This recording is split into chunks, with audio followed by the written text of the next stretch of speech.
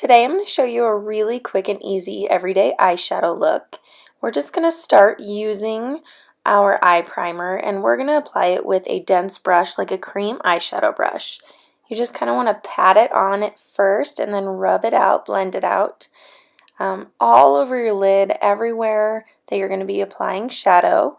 And this is going to help your shadow last all day. It's going to help you use less. It's going to help with oily and dry eyelids to keep them out of your eyeshadow.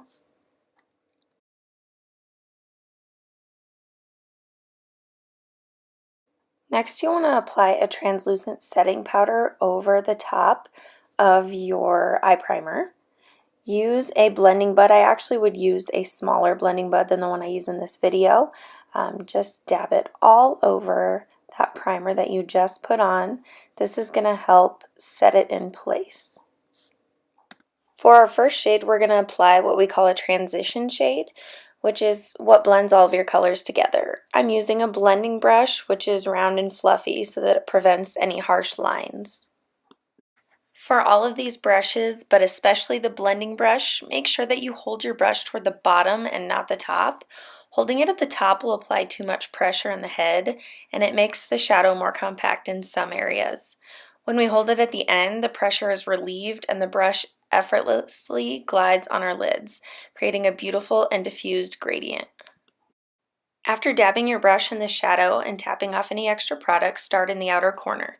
Place the brush in the crease and use small circular motions to spread out your shadow.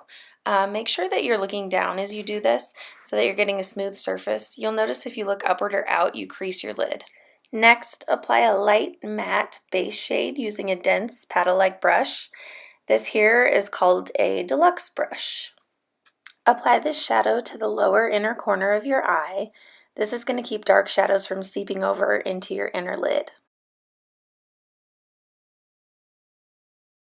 In the outer corner, you want to apply your darkest shade using a circular dense brush called a crease brush. Apply this shade in your lower outer V, again in a small circular motion, and blend it inward. You can always add more color as you want, but start with less. It's much easier to add more as you go than to start with too much and try blending it all out. And don't be afraid to pull it down to your lower lid for a smokier look.